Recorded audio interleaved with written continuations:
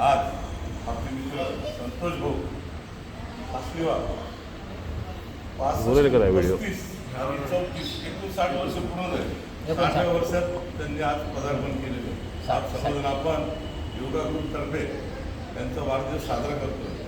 थोडंसं आपल्याकडून पहिल्या भाषणाच्या थोड्या चुका झाल्या, त्यांनी स्वतःसारखं वागायला पाहिजे. आपण ते वागलं नाही.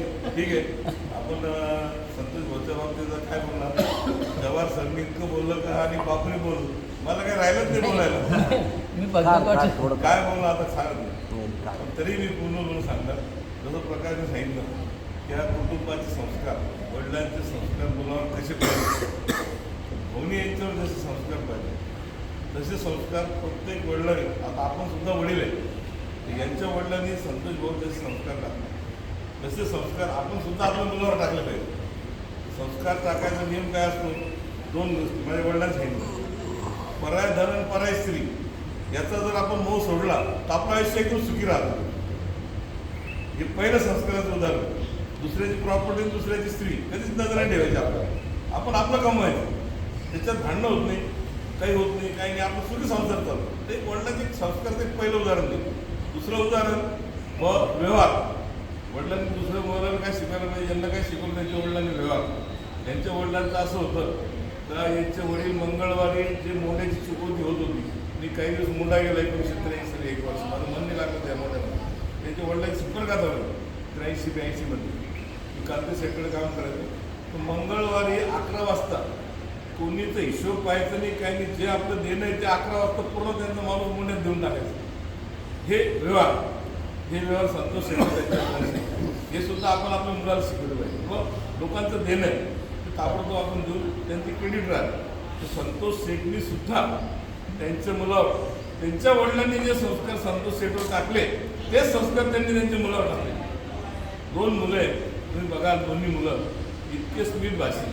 तुम्ही जर रेमंडमध्ये गेला, तुमची इच्छा नसते तुम्ही बोलतो आता का आपण इतके स्मित भाषी, इतकं गोड बोलणार. संतोष शेठनी काय केलं? गोड बोलायचं संस्कार सुद्धा त्यांच्यावर टाकून दिलं. संतोष शेठ किती गोड बोलतं माहिती आहे तुम्हाला? मी एक दिवस उदाहरण दिलं होतं. आपण पाटणे अप्पाईचे पाटणं पळत आले व्हायचं बोलला. म्हणजे काय झालं पाटणे अप्पा? अहो काय नाही म्हणलं. का बरं? अहो माझी साखर वाढली. म्हणून का वाढली? म्हणलं तुम्हाला संतोष शेठ भेटले का? म्हणून इतके गोड भाषे आमचे, आपल्याला साखर होऊन जाते गोड, इतकं गोड बोलतं संतोष. चांगलं आहे. कधीही संतोष शेठ गरम झालेलं मी पाहिलं नाही, कधी कोणाच्या विरोधात बोललेलं पाहिलं नाही, कधी कोणाला आरेतोरी सुद्धा केलेलं नाही. रिस्पेक्टेबल हे सर्व गुण. आता एवढं तुम्ही बोललं तर मला काही काढावं लागलं संतोष शेठच्या बाबतीत. खरंच आहे. दुसरं, संतोष शेठचं कुटुंब इतकं सुखवस्त कुटुंब म्हणजे महावीर भगवानने त्यांचं खूप मोठे वरदान दिलेलं.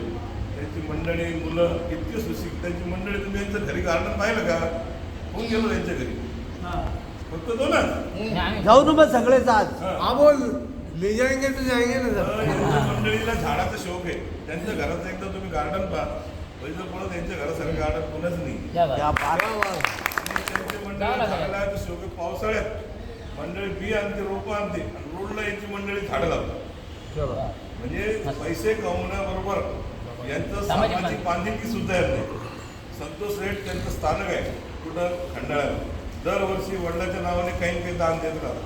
माणसाने नुसतं पैसाच कमवायचा नसतो, त्याच्याबरोबर सामाजिक बांधिलकी बी राहिली पाहिजे, समाजाविषयी काही प्रेम राहिलं पाहिजे. आपण काही समाजाचे देणं लागतं तर त्या देण्याचं आपण काहीतरी परतफेड सुद्धा केली पाहिजे. तर त्याची जाणीव संतोष शेठला सुद्धा आहे. आज संतोष शेठ तिथं दरवर्षी प्रोग्राम करतात, लोकांना जीव घालतात, गरीब लोकांना जीव घालतात, आणि काही कुठं डोनेशनचं काम आलं तर संतोष शेठ सुद्धा मागं उभं राहतात. संतोष शेठ फार मोठी माणसं आहे. आमदार साहेब, तुम्हाला खोटं वाटत, आमदार साहेबाकडे काही काम असलं संतोष शेठला सांगायचं. इतके लोक मागचं इलेक्शन आमदार साहेब 2 लोकांनी लढवलेलं, छाती शेठ आणि संतोष शेठ. तुम्ही लढवलं 2 लोक. हां, म्हणून होतात. चला किती बोलावं संतोष, जेवढं बोललं तेवढं कमी आहे. वेळ खूप होऊ लागला, पण तुम्ही काही शांत वेळ. धन्यवाद. चला आभार. आभार कोण आहे? संतोष मानेंगे ना.